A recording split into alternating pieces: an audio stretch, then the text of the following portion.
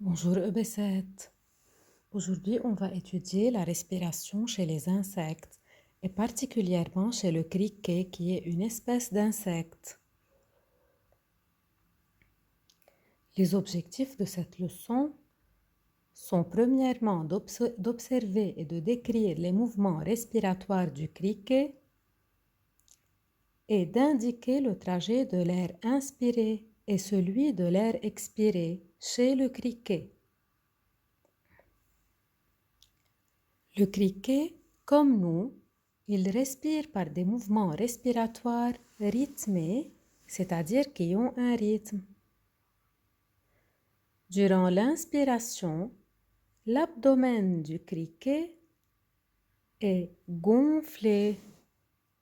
On observe ici que l'abdomen du criquet est gonflé car l'air entre dans le corps du criquet. Mais durant l'expiration, l'abdomen est dégonflé ici, car l'air sort du corps du criquet.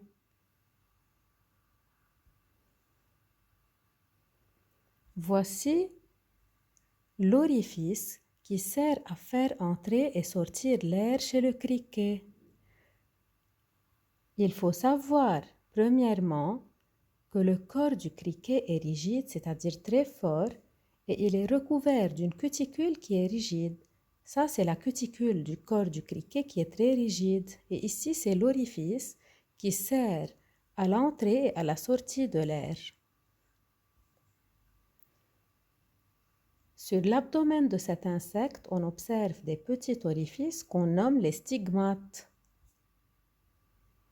Les stigmates qu'on a vus ici sont le lieu de l'entrée et de la sortie de l'air.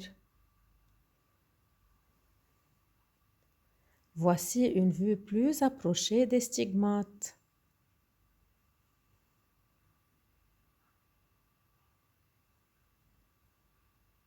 Sous les stigmates, on observe des tubes blancs qu'on appelle les trachées.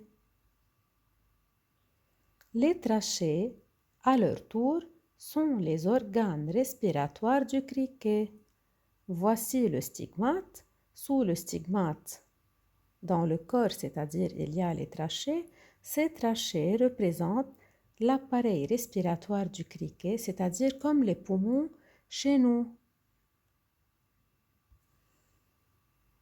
Voici une vue microscopique qui est approchée du stigmate et des trachées.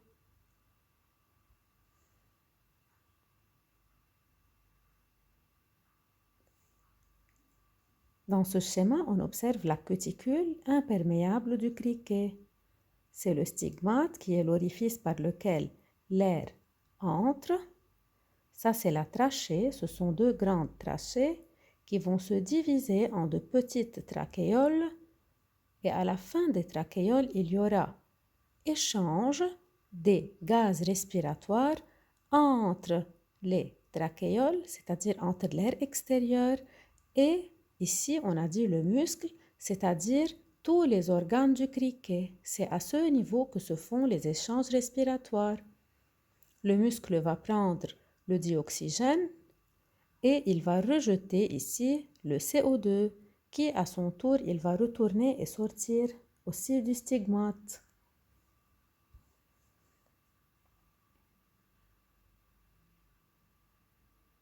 Voici un autre exemple. Ça, c'est la cuticule rigide. Ce sont les trachées. L'air peut entrer et sortir par les stigmates. Dans l'air entrant, il y a 21% de dioxygène, tandis que dans l'air sortant, le taux de dioxygène diminue et devient 14%, ce qui signifie qu'une partie de ce dioxygène a été utilisée par le criquet. Tandis que le dioxyde de carbone, on observe que son taux était 0,03 dans l'air entrant, il devient 6,5% dans l'air sortant, ce qui signifie que le taux de dioxyde de carbone a augmenté, c'est-à-dire que le criquet a rejeté à l'extérieur son CO2 qui n'est pas nécessaire, qui est non nécessaire. يعني راح يستعمل الديوكسيجين من هيك نقص مستوى الديوكسيجين de 21% à 14% وراح يكب ال CO2 من هيك على مستوى ال CO2 من 0,03% à 6,5%. On dit que le criquet a une respiration trachéenne car il respire par les trachées. Et on dit aussi que le dioxygène est apporté directement aux cellules comme on a vu dans les schémas précédents. C'est-à-dire que le dioxygène ne circule pas dans le sang afin d'arriver aux organes et aux cellules. Les trachées sont capables, ici, d'emmener le dioxygène directement aux organes. يعني التراشيه دغري بياخدوا الأو2 على الأورجان مش بحاجة لأنه يعطوه للصان والصان ياخدهم على الأورجان. Et à la fin, voici une application sur cette leçon. Je vous propose de répondre à ces questions. Et je vous souhaite un très bon travail.